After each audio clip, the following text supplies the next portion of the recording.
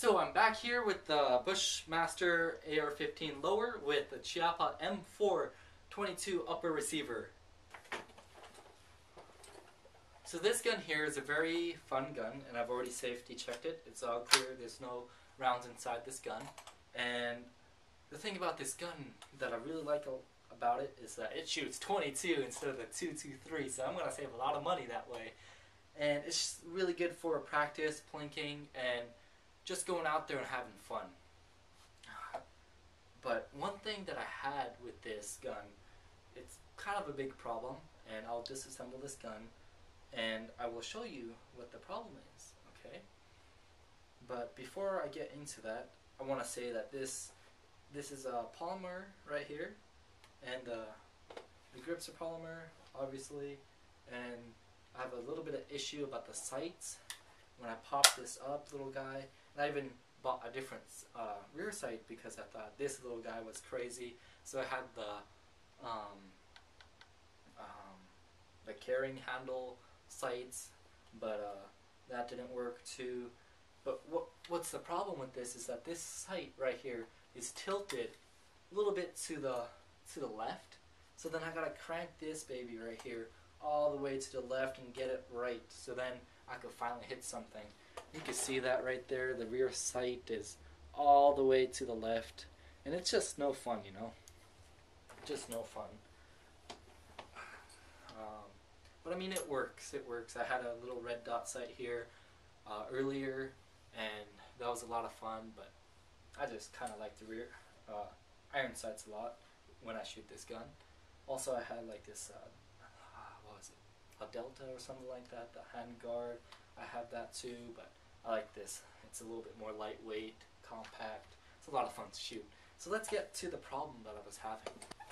So one thing that with the polymer upper is that it's very, very hard to get off. So just get your 223 round or something brass, made out of brass or something. Just pop these pins out just like normal.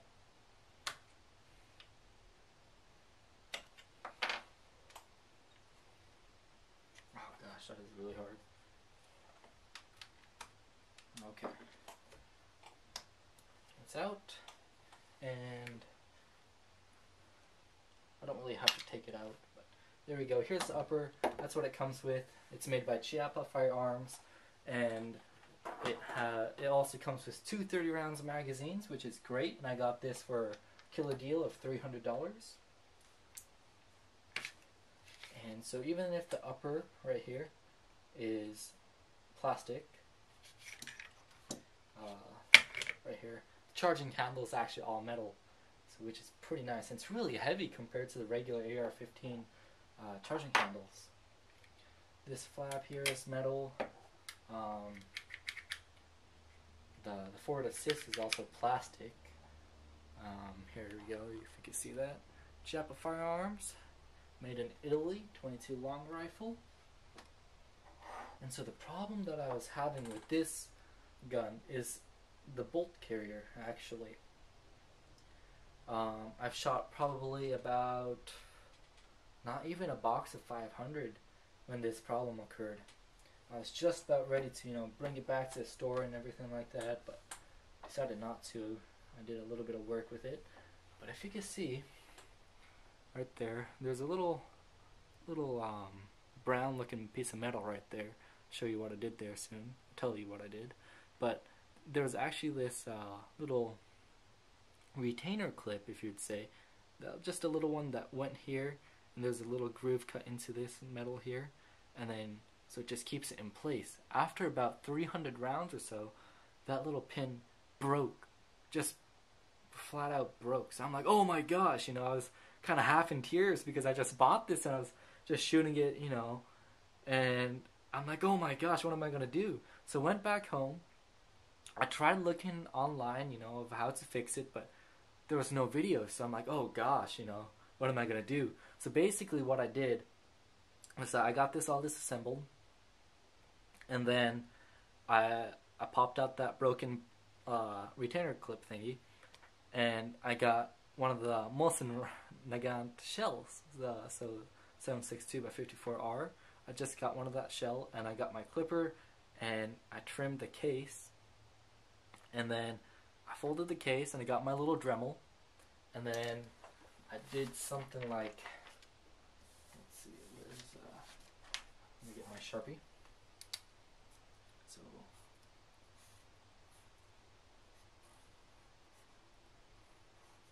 I cut a piece of the metal, and now this is not to scale, this is an exaggerated version, but I just got that, I cut it out, and I made a little notch like that.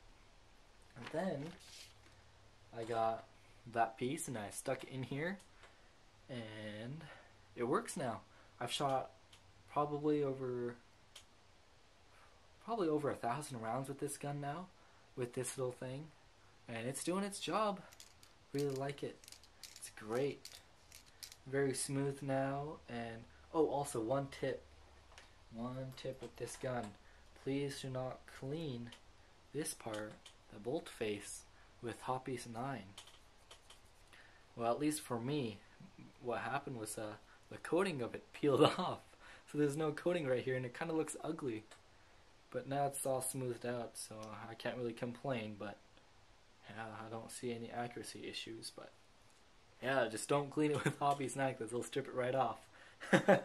Just get some gun oil and just rub it, I guess. So it's fairly clean here, and that's about it. That's the only problem I've had. Oh no, that thing, yeah, like I said, was this sight here. It's misaligned, and I thought maybe it was a torque. You know, the torque of the rifle was messed up or something like that.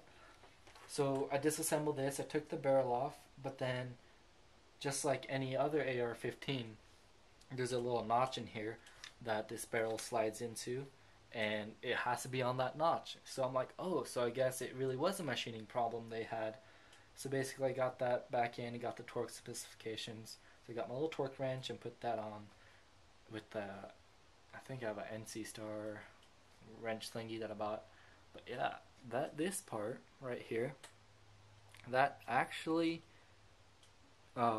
just drills into the barrel. Those little pin divots are all fake, and it just retains it. So I'm like, oh gosh, you know, there's no really good way to fix it, so it's always just a little bit to the left, kind of angled like that. And also this flash hider, there's no threads on it. It's just a little hex wrench screw there that kind of keeps it in place, I guess. I thought that it was threaded, so I'm like, oh man, that's gonna be pretty cool. Maybe one day I could get a suppressor or something, but nope. And yeah, with this gun, I would not recommend dry firing it, and it even says, please do not dry fire. And yeah, but otherwise, it's very accurate. I've shot probably 50 yards. You could probably get a good solid inch groupings. At 200 yards, gonna see. It just all depends on the ammunition too. But what I was using was, I think I was using the 40 grain CCI Blazers. They're doing great. They do great. I also shot the Winchester Super X or something like that. The copper 36 grainers. Those are good too.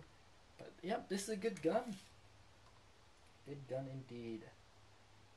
And it doesn't come with a rear sight, so make sure you purchase one of those. I actually stole this one from one of my older guns, but just put it on there. It's a good gun. It's a good gun. Thank you all for watching.